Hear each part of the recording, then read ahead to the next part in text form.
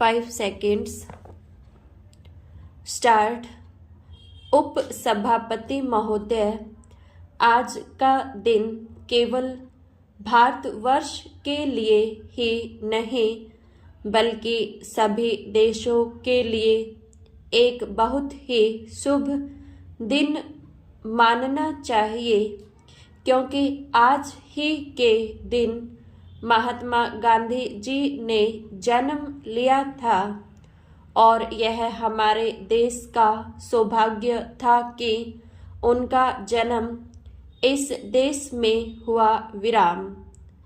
80 वर्षों तक काम करके और एक प्रकार से अपना काम पूरा करके वह चले गए और जो काम वे अधूरा छोड़ गए उसका भार जो लोग बच गए हैं उन पर पड़ गया है। विराम।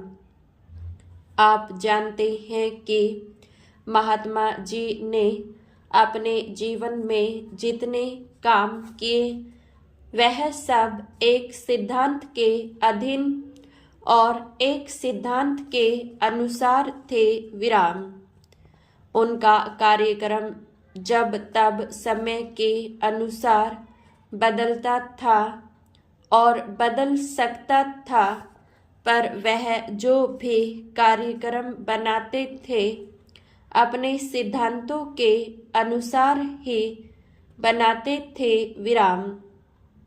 उनके चले जाने के बाद जब हम सभी बातों पर विचार करके देखते हैं तो ऐसा मालूम होता है कि उन्होंने मानव जीवन के और विशेषकर भारतवर्ष के लोगों के जीवन के किसी भी पहलू को अछूता नहीं छोड़ा और सभी विषयों पर केवल अपना मत ही प्रकट नहीं किया, बल्कि जो जो प्रश्न तथा समस्याएं सामने आई सभी को सुलझाने का कोई न कोई प्रयत्न उन्होंने बतलाया। विराम।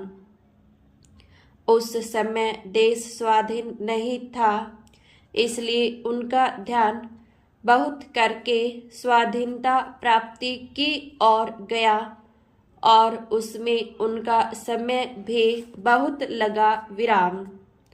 स्वाधीनता के लिए जो संग्राम उन्होंने छेड़ा देश के लोगों ने भी उसी और अधिक ध्यान दिया और उसी में अधिक भाग लिया। विराम। महात्मा गांधी केवल एक राजनीतिक पुरुष नहीं थे। विराम। महात्मा गांधी सचमुच के महात्मा थे और महात्मा का अर्थ आप यह समझे कि जिसकी अंतरात्मा सभी बातों को समझती है। विराम।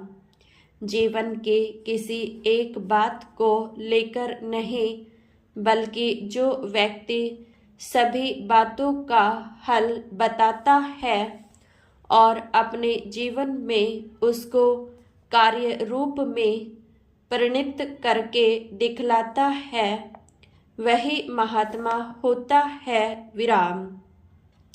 इसलिए आज जब महात्मा जी नहीं रहे और जब हमको किसी प्रश्न पर सोचना पड़ता है तो हमें यह चीज़ ध्यान में रखनी चाहिए कि हम उनके सिद्धांत के अनुसार जो कार्यक्रम बना रहे हैं वह उनकी दृष्टि से ठीक उतरता है या नहीं। विराम।